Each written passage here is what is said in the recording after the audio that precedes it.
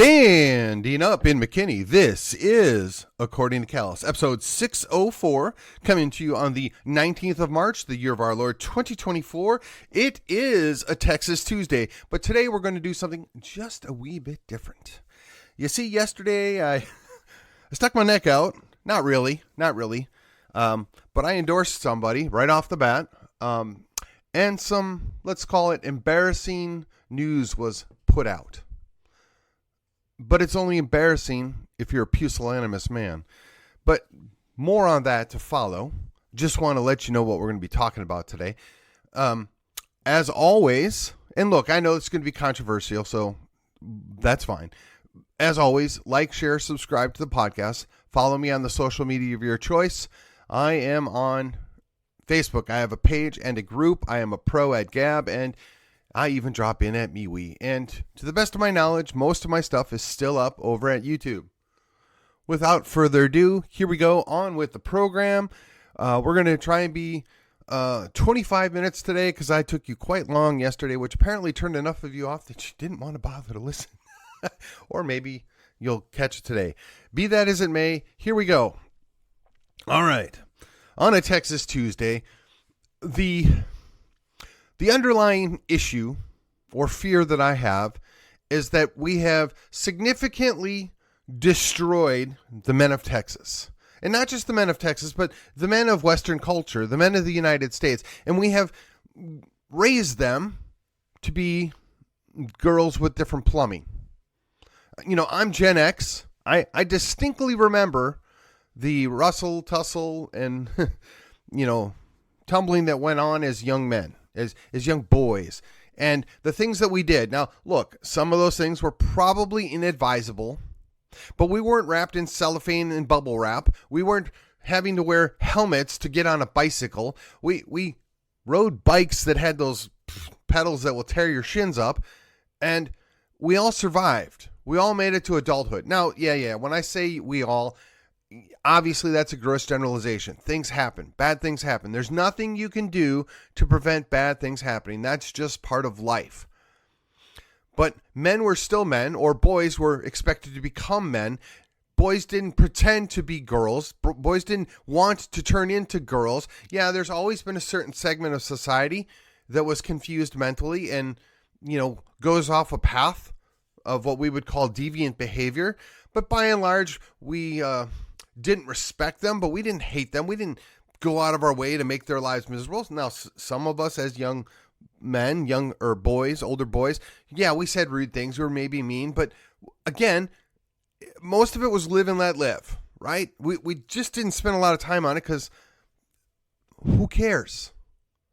I mean, yeah, there'd be jokes mostly about, I'm from Milwaukee area, so Liberace was a easy target, but look, those were the men that were not men in our mind. Those were the pusillanimous men. They were men without chests. There are many other ways to describe them, but we look down upon them because they didn't behave like real men. That doesn't mean all the time. It just means as a child, as a young man, that was your conception of what the world was. Nobody aspired to be that as a young man. Maybe John Wayne, of course, I'm dating myself, but he was still around on all those early movies. Perhaps even somebody like, I don't know, Roy Rogers, right? To be a little more benign. Jimmy Stewart was looked on, all these Hollywood actors that actually had a rough and tumble persona, and some that actually had rough and tumble lives, that served in the military. Lee Marvin, Charles Bronson, Chuck Norris, right? They had a background. They have a persona of being a tough guy because, in fact, they were. I ask you, would you want to cross with either of those three guys, right? Charles Bronson, Chuck Norris, or Lee Marvin? I assure you that probably even in their 60s, or perhaps in the case of Chuck Norris and is, I guess, pushing 80 now, they'd put the hurt on you. This is what we grew up with in Gen X. This was the expectation. This is what men were supposed to be. It's only today in the 2020s that somehow a man getting upset, somehow a man wanting to fix something, somehow a man responding with a little bit of let's call it controlled violence, is the problem. How do you expect to protect Texas? How do you expect to protect your family? How do you protect Western culture if you don't have men that are willing to fight for it? If they don't know how to fight for it? If they're not willing to cross a line, protect things by putting themselves in the line of fire? If you don't have men that are willing to do that, you have nothing. Yeah, the Amazonian myth, yeah, that's all well and good, but the reality is apart from some crazy magic in all that mythology, it doesn't happen. You put the average man up against the average woman, the woman loses every time.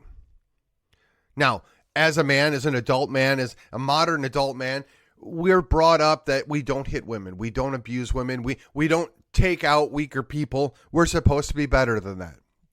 And I agree with all of that. All of that is true in principle. But as a practical situation from time to time, sometimes things happen where they get, let's call them escalated beyond what is maybe absolutely necessary, right? Sometimes in our civil society, people forget that the rules of the civil society are there to protect the people that need it most. Now, I have talked about many, many times on this program the need to rebuild a culture of independence. Part of having a culture of independence is having men, that know how to stand for themselves, that are willing and able to protect their family with violence if necessary. So by now you've probably all figured out where this is going, at least in part. So my friend, Abraham George, who I endorsed to be the state chairman of the Republican Party, there is a police report out where apparently got in a tussle with his wife. Now, we don't know what happened. As far as I can tell, there's really only 3 people that know everything that happened. There's potentially 3 more people that know additional things that happened. And then there's the police report filled out by police officers that are having to make educated guesses. Now, from what I know about police officers, is they're pretty darn good at making educated guesses. But I will also say, nobody wants to talk about their dirty laundry to the police. Nobody wants to expose their family to public scrutiny. So I don't look at that as a negative or a bad thing. And again, I don't know what happened. But for the purposes of this discussion, for the purposes of putting this into context that maybe makes sense to the non-pusillanimous men that might be listening to me, to the men that still have chests. And by now, some of you maybe are wondering where that term comes from. It's actually from a C.S. Lewis quote. "We make men without chests and expect them of virtue and enterprise. We laugh at honor and are shocked to find traitors in our midst. We castrate and bid the geldings be fruitful." So now that I've set that up, now that you understand where I'm coming from, now let me tell you about 2 interactions that I'm aware of. One that I personally was involved with and one that I merely saw. One individual is an elected official. He's in my county. And when it comes to the idea of marriage infidelity, he probably ought to be really careful to not be throwing stones. I suspect he lives in a glass house. It's been accused that he very much lives in a glass house, but I've chosen not to go there. And I find it ironic that he would want to disqualify a man that felt strongly enough to want to potentially use violence to fix a problem where his marriage had been violated. One wonders why that person would feel that way. What would motivate somebody to be dismissive and to speak down upon? Perhaps that person ought to go look in that mirror in his house, because I'm certain he has more than one, and reflect on what he's really trying to say, what he's really trying to protect. I don't know about you, but I was once a young man, and there were times where I would get very angry. Now, look, I never hit my wife. I never, hit the kids out of control or anything like that. So I'm not looking to justify any of that behavior. But Men get angry. Men do resort to violence. We're designed to do that. Now, you're supposed to do it in proper time, proper location, and at the right target, ideally, right? But we've taken that away from men. There are very few things on this earth that would cause your average man, even the pusillanimous men without chest of today's day and age, to get angry enough to think they're actually going to be able to go fix something with violence, because quite frankly, they don't know what violence is. They don't know how to use violence other than perhaps some training they had with strict rules. Right? So it's a foreign concept to a lot of people that are younger than me. I mean, I would suggest that if you're under the age of 40 and you weren't in the military, or if you weren't in law enforcement, you have no idea what it means. Oh yeah, you played your video games. You maybe played a board game where you understood that violence actually occurs, but you don't know what's at play. You haven't been in an actual fight. You haven't had your face hit. You haven't had your arms twisted. You haven't been kicked in places that you don't want to think about. I've experienced all of that. Not anytime recently. Because in theory, when you become an adult and you're more mature, you realize most of the time using violence to solve a problem doesn't work out well for you. Most of the time when you use violence, it has, let's say, longer repercussions that affect you equally as the person that or thing that's offended you. So you make a decision, particularly after you've had more than 5 minutes to think about it, that maybe that's not the best solution. Maybe there are other ways to handle this. Now let me ask you. Let me lay out this scenario, if you will, right? You've been working your tail off, both with a career and a job that you do for free, for a significant portion of people that are entirely ungrateful for what you're trying to accomplish, by the way, and they seek to undermine you and trash talk you all the time. And you come home and you find out information that leads you to believe that your marriage has been defiled. You're led to believe this is the case. And you're a man that loves his family. You're a man that loves his wife. And you think this happened. What is your first instinctual action? What are you going to do? If you're a man, I know what I would do. It would not be pretty. I would likely be arrested. If I thought some guy did something with my wife, I can't guarantee you that I could calm down in 5 minutes. I could not guarantee you the time, the place, that I wouldn't go somewhere to have somebody physically restrain me so I don't get myself arrested for some serious problems. But I haven't been there. I haven't experienced that. I would suggest the vast majority of men, real men, not the little posers, they don't know. And if you do know, you're probably thinking to yourself, oh, totally get it. Totally get it. Now, keeping in mind, according to the police report, there was a tussle. Maybe a hand got put somewhere it should not have gotten put. One time over the course of an interaction where, according to the police report, one was trying to physically restrain the other, that stuff can happen. No, it's nothing to be proud of. It's nothing to, in the context of the situation that happened, it's understandable. And for anybody to condemn that hasn't lived through that, for anybody to automatically dismiss as not being qualified because they reacted in a very normal and base way is kind of crazy.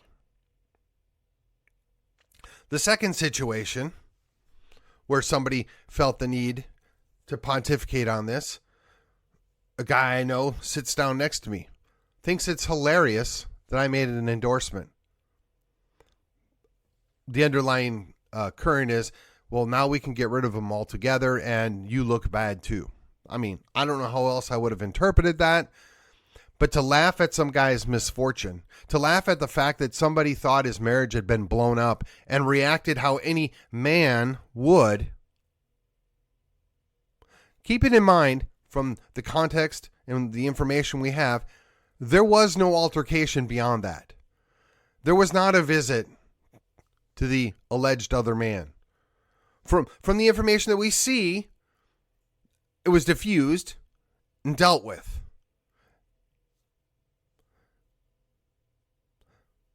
If something would have went and happened to the alleged other man and he was no longer breathing, okay, maybe. Maybe that's a problem. But that's not what happened here.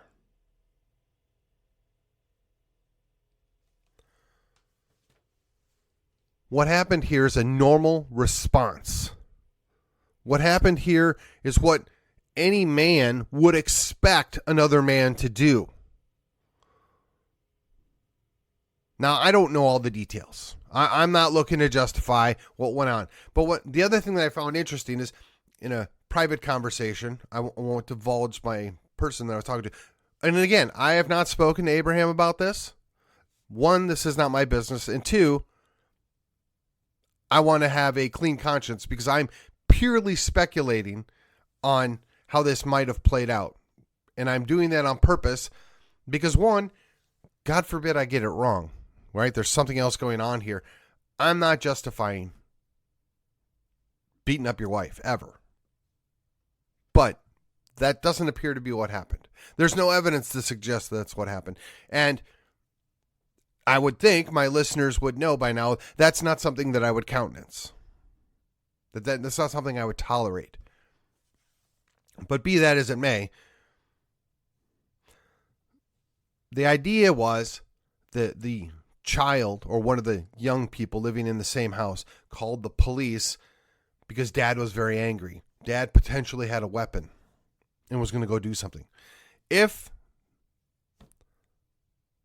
a child is calling the police at this point, that would tell me this is not a common occurrence. That would tell me this is a very unusual circumstance. That would tell me that this is something that's clearly not something that's normal and accepted behavior in that household. It is an outlier, which is why the child or the kid calls the police. Now, I don't know about you, but if the police show up at my house and they are asking questions, and this is something that has been more or less dealt with, right, wrong, or otherwise, I'm not involving them any more than I have to. And I'm darn sure not going to let them talk to my minor children unless they have probable cause or warrant. Don't care what anybody says. Unless you can articulate probable cause or whatever the suspicion is, right? You have no business talking to minors, in my opinion. Now, a court might find otherwise. Some police officers might say otherwise. But that's just my knee-jerk reaction, right? So again, nothing out of the ordinary here, nothing that you wouldn't expect under the circumstances that are playing out here. So I'm really not seeing it. Now, if a guy accidentally, I don't know how to say this without making it sound like I'm approving of it, but if a guy puts hands on his wife in an unintentional manner and over the course of a scuffle because he's enraged because potentially his marriage has been blown up by the actions potentially of his spouse and some other person that he knows, and he's in the process of going to deal with the other person that he knows, I get it. Absolutely. I'm not suggesting there's a free pass here. I'm not suggesting that there maybe shouldn't be some questions asked. But what I am telling you is I don't look at that as a disqualification. And I'm going to go even so far as to say the other way around.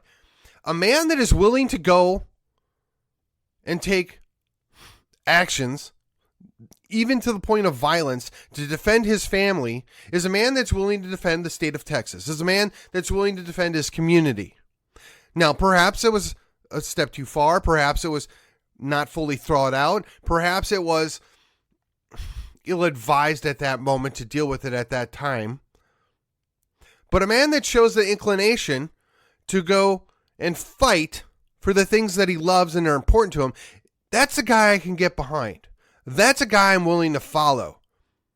Some little puke that sits behind a desk and runs his mouth on Twitter, somebody that doesn't feel that a marriage is worth fighting for or getting angry over, somebody that doesn't feel like defending your honor is worth getting angry over, is not somebody I see as being fit to lead. Now, cooler heads prevailed. As far as we know, nothing further happened. Went cooled down, got the rest of the information.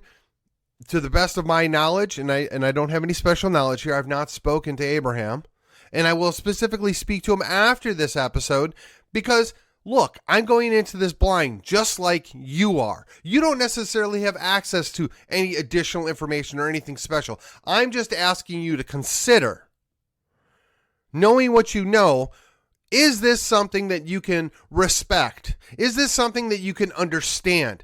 Not applaud, not, sweep it under the rug. Hey, this guy, was doing this, that, or the other thing. Just the basic facts that we have. Guy came home, finds out that potentially his marriage has been defiled, and seeks to go confront the person that is being accused of defiling his marriage. Now, I don't know about you, but that's about what I would expect. It's only the little weasels with law degrees that chuckle it off of somebody being carrying about their marriage to the point that they would go take violence to fix it or to address it. It's only some little weasel that has no chest. Some little weasel that is so pusillanimous that he doesn't think there are any things worth fighting for. Those are not people I want leading anything. Now that I've gone through all this, in retrospect, or upon further review, it would have been ideal that accidental or unintentionally putting hands on his wife would have not happened. Yes.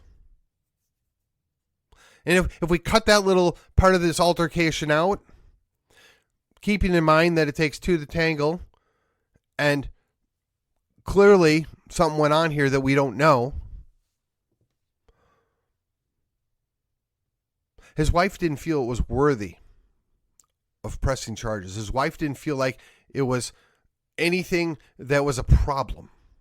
Now, I know there allegedly are tons of abusive relationships out there everywhere in the world, and they hide it and they do this. I can assure you, having met his wife, if this was going on, and if this was a regular thing, I know in my heart there's no way she'd tolerate it. No, my wife would never tolerate it. And again, I know no special information here.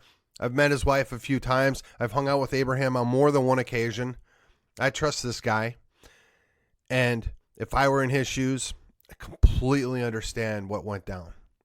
Not looking to excuse it entirely, not looking to necessarily give a free pass, but in no way, shape, or form does that disqualify him to lead. In no way, shape, or form, assuming this is a singular incident based upon the facts that we have before us, I'm sorry. If anything, I'm telling him, man, you ought not do that again, but totally get it. In fact, that's a display of courage. That's a display of honor. That's something I can respect. That a man thought enough about his marriage, enough about his family, that he was willing to potentially go put the hurt on somebody else that he thought did something. That is not a disqualification. As little as 50 years ago, right, when I was a wee little child, this was an expectation. If you went and were with another man's wife, you better leave town. That man's going to come solve that problem real quick. If you went and violated somebody, you better be in fear for your life. And I'll tell you right now, somebody violated my wife or my children, this show would probably end because I'd probably be in jail. I can't promise you that I could have the 5 minutes for the cooler head to prevail. And I find myself pretty chill. Oh yeah, I get very animated when I'm talking. I can, dance around a little bit, but I don't take violent action without forethought. I don't look to avenge myself without thinking about the consequences. But on something like that, how do you not? And one last thing. I want to be clear about this.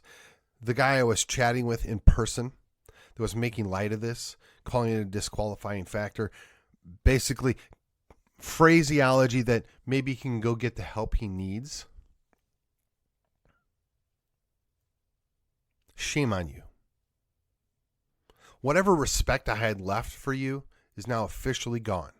In fact, the next time I see you, just don't even talk to me. You're an embarrassment to men. You're an embarrassment to husbands. You don't even know the details, nor do I, and you immediately went to the lowest common denominator. You're no better than the pinhead on Twitter. Now look, in the remaining minute here, let me just say, if everything I just said out of pure speculation doesn't pan out, if I'm proven wrong, if I misread this, if I talk to Abraham and he tells me, and then I'll eat my words. I will probably delete this episode. I will issue a mea culpa. But until such point that I am proven wrong, that I am proven to be way off base here, I'm going to stand on this because I have the same information that you have, only I know the guy.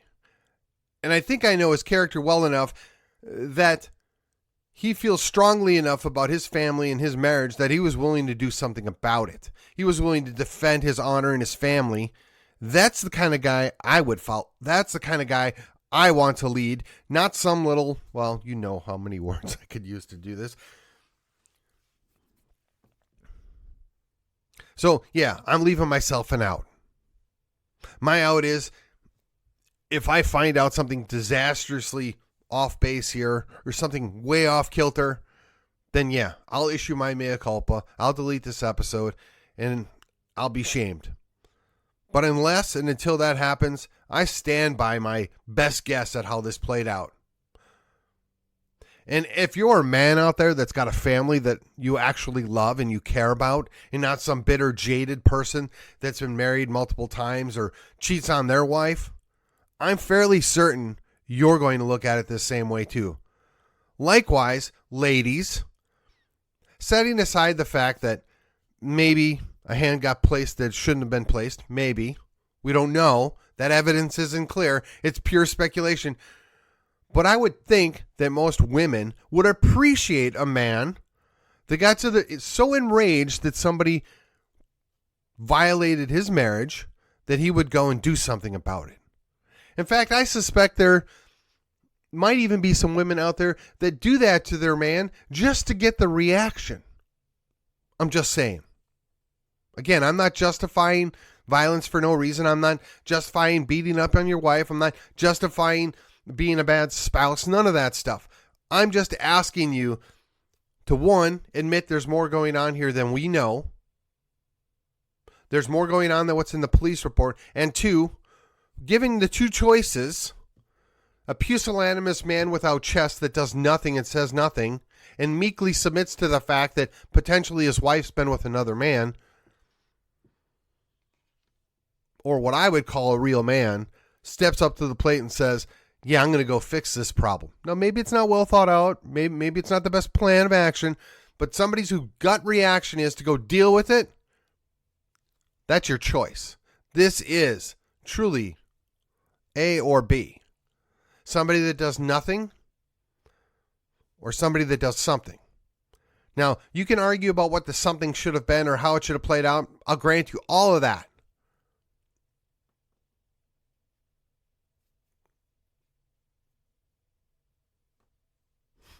I went longer than I anticipated. I'm going to cut it right now. With that, this has been According to Callus, and I will see you on the other side.